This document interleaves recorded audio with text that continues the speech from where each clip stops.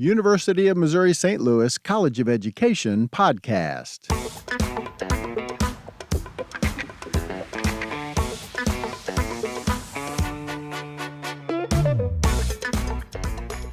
Hello and welcome. My name is David Stouffer and I get to be the recruitment coordinator for the UMSL College of Education. Each week on this podcast, we will meet an innovator in the field of education. We will spend some time getting to know them and learning about their work and how it can help you in yours. It is my sincere hope that this podcast will be a source of encouragement and support as you work to continue impacting lives as an educator.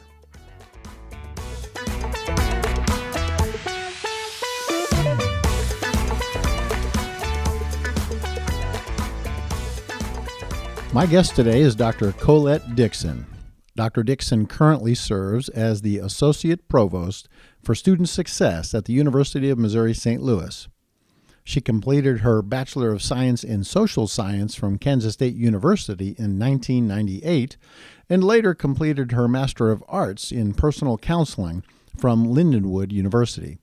She then began her career in higher education at the Ohio University of Osteopathic Medicine as the Assistant Director of Multicultural Programs.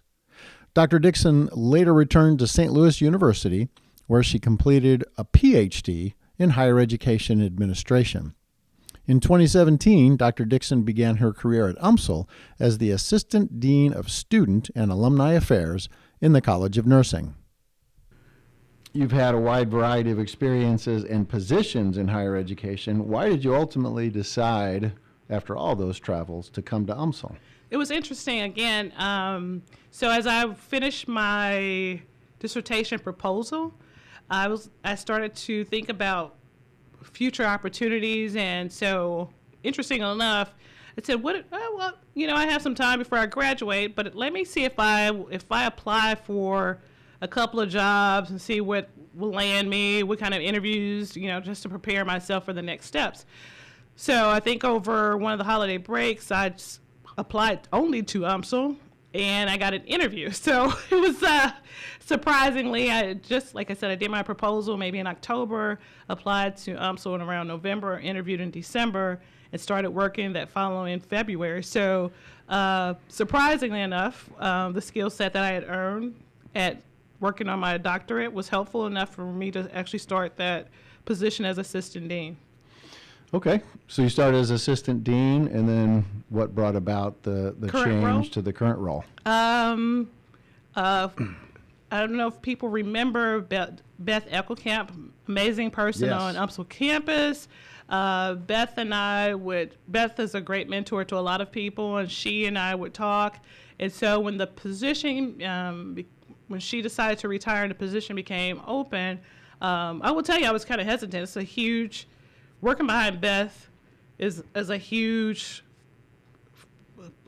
place to fill in, big shoes to fill in. And so it was like, can I do this? And so she's like, oh yeah, just go for it. We'll see what happens. And so I applied for the position. But yeah, Beth had been a mentor when I started in my role as assistant dean. And so I still talk to Beth periodically to just get a check-in on, hey, am I headed in the right direction? What should next steps look like periodically? Just to get, she's great. She was here, almost 30 years on this campus, and her footprint's still here. So, but yeah, she was the inspiration for me to even apply for the position. Yeah, I remember Beth well. She left and retired soon after I started. Yeah. But I remember the first big in-person event I went to after the pandemic was her retirement party. Okay. we were all crowded into the conference room over in Woods Hall. Oh yeah. And it was a testament to her, right, and the impact that she had for all those people to come and celebrate her, which I hope for you and I someday we might have that same experience when we retire, right? I hope so. I hope we've made those kind of connections with people. Exactly. Yeah. Exactly. Yeah. So one of the aspects of your responsibility, Colette, is working with first-year experience and first-generation college students and the initiatives we have for those students. You talk about how that's very important to you and something that you're very, very passionate about. Talk about that work. Talk about how that important that is to UMSL and your role with that. Okay.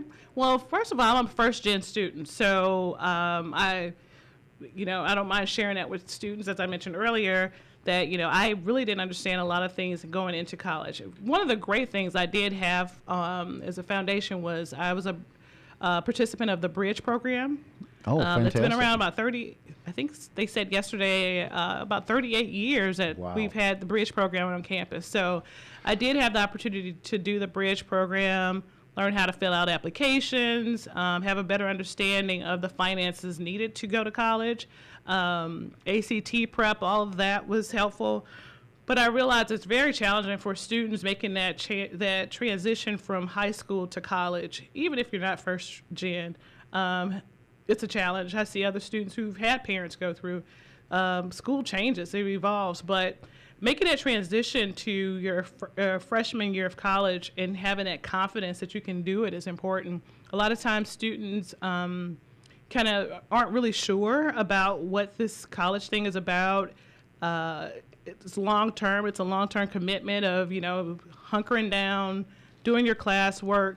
We have a lot of students who have been very successful with their high schools who really didn't have to study. And so making that transition, even for those who are high achieving, the first year experience course provides them with that opportunity to make connections with study skills. We talk about careers. They do a Focus 2 survey, which helps them figure out, some people think of it as a backup plan, but it also looks at your other interests that you have. We're multi-dynamic people, so just because you like business doesn't mean that you're not going to enjoy doing design work. All of that can work out together. And so we give students those opportunities in those courses. And I just even remember my first year experience course when I was in college. I still remember the professor's name. I thought about that. Her name is Dr. Karen Martin, wherever you may be in life now. But that's how impactful my first year experience course was when I was in undergrad. So I wanted to, I've taught it a couple of years here at UMSL. I'm not teaching it now, but I want to make sure that that course is impactful like that, that you will even remember the name of those instructors who helped you kind of solidify your time on campus. And it also brings about a sense of belonging. You're in classes with people that you may not have ever met on campus for the first time, and you can kind of build those relationships. We also try to include mentors in those courses in addition to the instructors that are there. So those mentors can give you feedback on, hey, this is what this professor's like. And so really trying to build that sense of belonging that goes on beyond that first year is the goal of that first year experience course. We UMSL exists in a community of students who would be first generation college students. Right. How do we as UMSL connect with those students and help them find a way? Because a lot of these kids do not consider themselves college students. Yeah. They don't see that in their future. How do we as UMSL reach those kids and try to convince them first that it's okay to consider yourself a college student, and then try to get them here to be a first year college student with us? Yeah, again, one of those outreach activities that, like I said, Bridge was one of those amazing things to actually be on this campus. I can still remember going into some of the buildings on campus and like, wow, this is a college.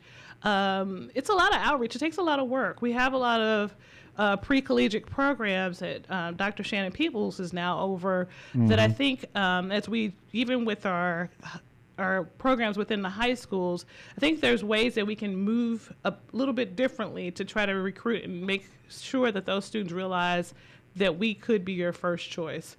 Again, making sure that we open ourselves up to those opportunities, activities on campus. We have a large amount of activities in our student services, our student organizations that are happening.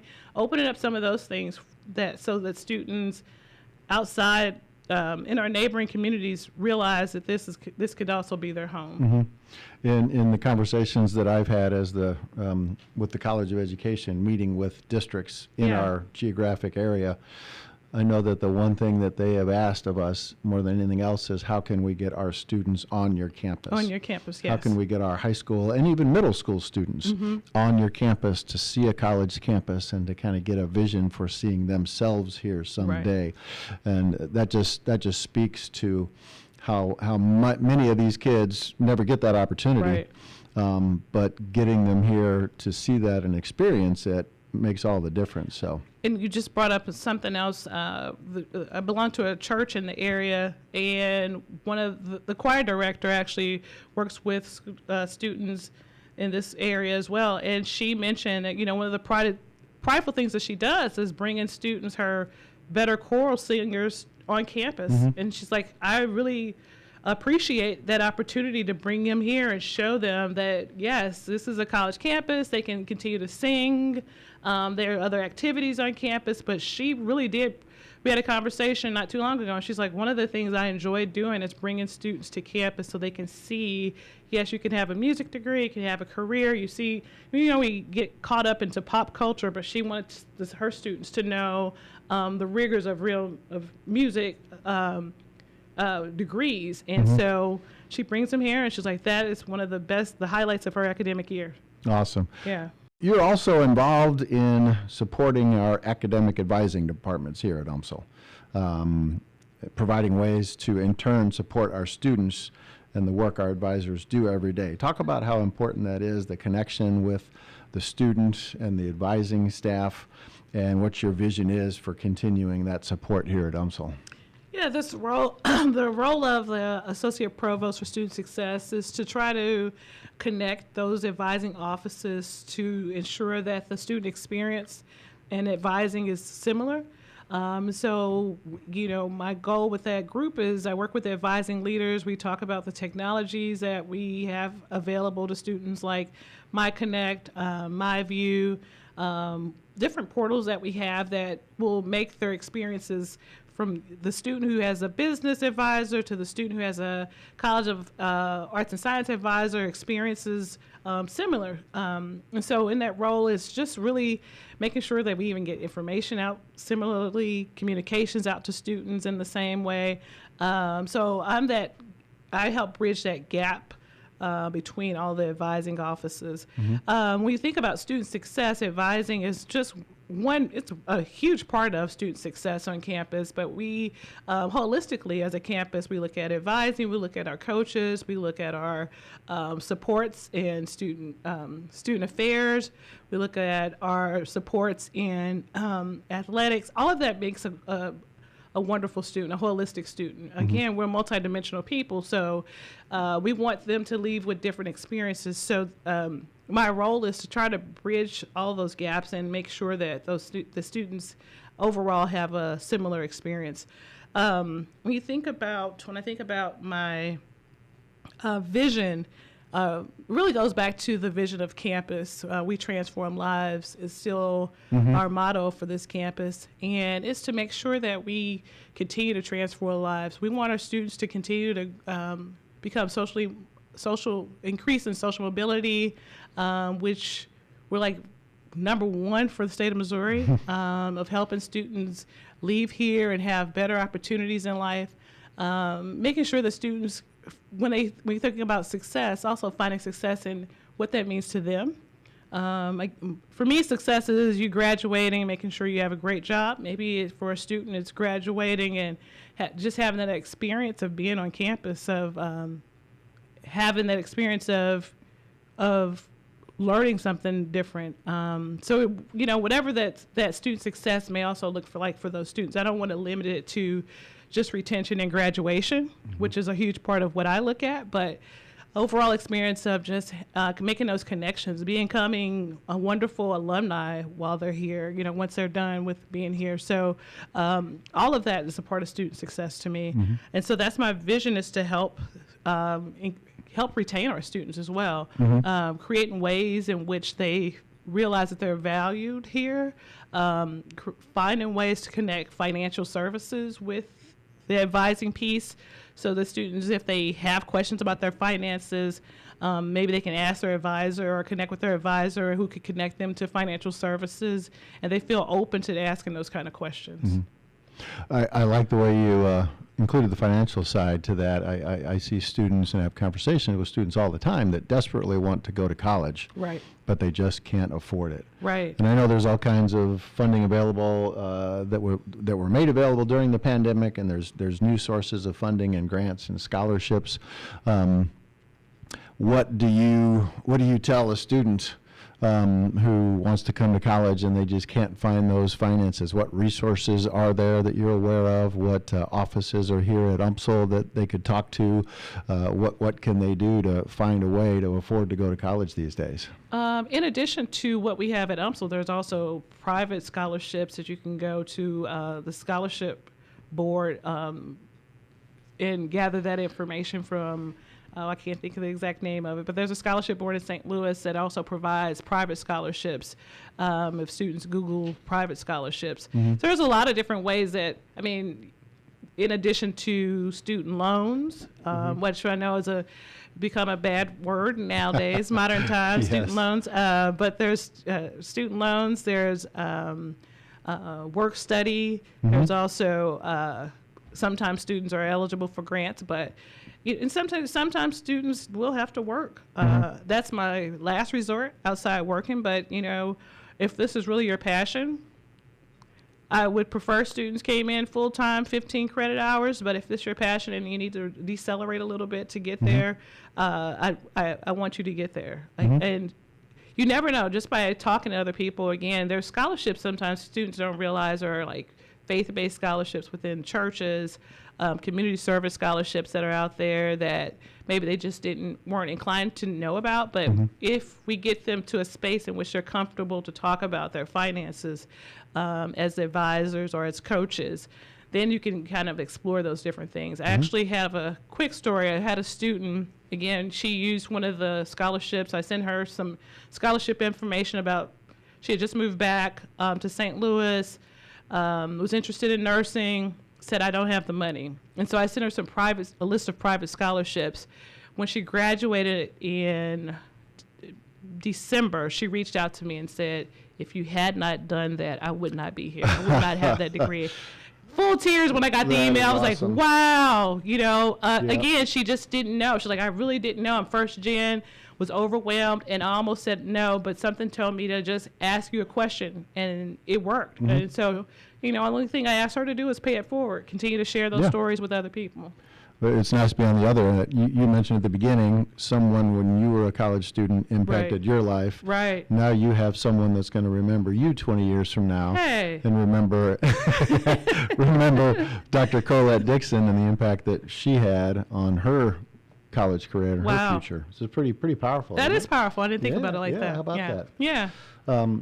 So what's in store for Dr. Colette Dixon? Where do we see Colette in 5-10 years down the road? 10 years. One of the things I wasn't even thinking that far down, but 5-10 years, hopefully I can be a bigger philanthropist. One of my goals and intentions, right now I have a child in college, so philanthropy is very limited. But however, when I think about giving back to people, again, that financial piece is huge to me. I would love to have a scholarship that supported students from areas in which those finances weren't readily available. And so 5 or 10 years, give me about 5 or 10 years, and hopefully I have I don't know if I'll call it the Colette Dixon Scholarship Fund, but some type of scholarship fund in the name of my family. That is a huge goal of mine, to give back in that way. Well, that would be fantastic. Yeah. Well, I hope wherever you are in 5 to 10 years, it's still here at UMSL. We love having you here, and it's been a pleasure to have you on Triton Talk today. Dr. Colette Dixon, thanks so much for joining us and being on Triton Talk. Thank you so much for having me, David. During my conversation with Dr. Dixon, we had a great discussion about scholarships and financial aid that many students will need in order to attend college. In addition to the UMSL Student Financial Services website that contains information about scholarships, financial aid, student loans, and grants, The Scholarship Foundation of St. Louis website contains information about additional scholarships for those seeking to attend college. For more information, visit sfstl.org.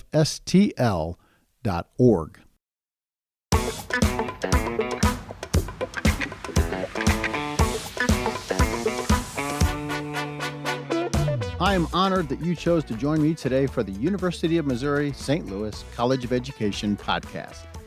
I hope you'll join me next time. Till then, I'm David Stouffer. Thank you for the work you do. Never forget, you are making a difference every day.